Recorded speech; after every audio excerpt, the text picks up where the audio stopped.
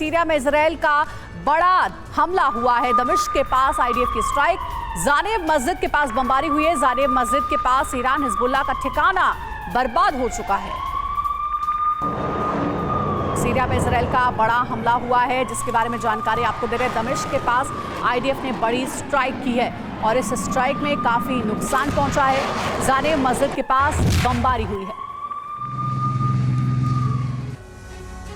तो पूरे middle east में युद्ध इस वक्त छिड़ा हुआ है और इजराइल अब किसी को नहीं छोड़ेगा, ये खबर मिल रही है। 4 देशों में एयर स्ट्राइक एक साथ हुई है और ये देश हैं सीरिया, लेबनान पर हमले हो रहे हैं। दमिश्क पर आईडीएफ की स्ट्राइक हुई है। जानेब मस्जिद के पास बमबारी की गई और मस्जिद में लड़ाकों का हेडक्वार्टर है, ये जानकारी दी गई है। बिल्कुल, देखिए मस्जिद में लड़ाकों का हेडक्वार्टर है, ये जानकारी सामने आ रही है। और ईरान हिजबुल्लाह का कैंप इसमें तबाह हुआ है। बदालिया इलाका धुआं धुआं हो गया। लेबनान में हिजबुल्लाह पर वार और हिजबुल्लाह के 17 ठिकाने इस हमले में तबाह हुए हैं। हूती पर भी हमले की तैयारी है। यमन में हूती के ठिकाने टारगेट पर हैं। गाजा में भी वायुसेना की बमबारी लगातार चल रही है। तो ये देखिए वो इलाके जहां पर अलग अलग जगहों पर हमला किया जा रहा है आईडीएफ की तरफ से। तो गाजा से बाहर आखिर हमले क्यों, इसकी वजह जानिए। दरअसल हमास की जड़ों का खात्मा करने का प्लान है, सप्लाई लाइन का अंत करने का प्लान है। कई देशों में फैला हुआ है हमास, जो कि फिर से खतरा बन सकता है। तो फिर खतरा बनेगा हमास और इसलिए ये बड़ी तैयारी इजराइल कर रहा है। इस बीच एक और अहम खबर है। गाजा के अल कुद्स अस्पताल के पास एक कार बरामद की गई है और कार में हथियारों का जखीरा मिला है। 7 अक्टूबर के हमले में इस्तेमाल हुए थे ये हथियार, जो कि कार से बरामद किए गए हैं। ये बड़ी खबर आपको दे रहे हैं। अल कुद्स अस्पताल के पास एक गाड़ी मिली है और कार में हथियार मिले हैं। हथियारों का जखीरा कार में मिला है। 7 अक्टूबर के हमले में ये हथियार इस्तेमाल हुए थे।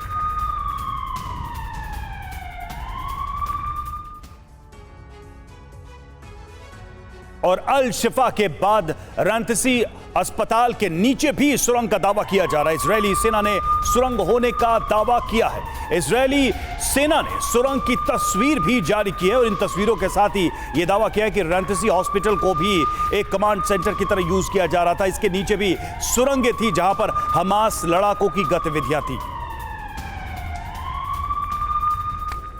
और बड़ी खबर, आईडीएफ ने पकड़ा हथियारों का जखीरा। बच्चों के बेड में मिले हैं घातक हथियार और आईडीएफ ने स्कूल के पास से हथियारों की बरामदगी की है। स्वॉर्ड्स ऑफ आयरन ऑपरेशन के तहत ये एक्शन लिया गया है। तो देखिए बच्चों के बेड में घातक हथियार बरामद किए गए हैं, ये बड़ी जानकारी मिल रही है।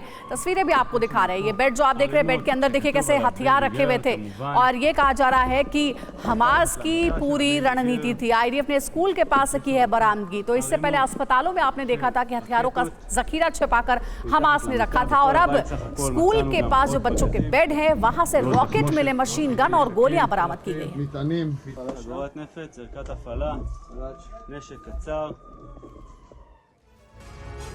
जी हाँ, तो जो तस्वीरें जारी की गई हैं, देखिए बच्चों के बेड में रॉकेट्स मिले हैं। क्या क्या मिला है जल्दी से ये भी हम आपको बता दें। हथियारों का जखीरा मिला, इसमें करीब 1 दर्जन रॉकेट बरामद किए गए हैं। कई AK-47 मशीन गन भी मिली हैं। काफी संख्या में ग्रेनेड भी बरामद किया गया है और कई दूसरे हथियार भी मिले।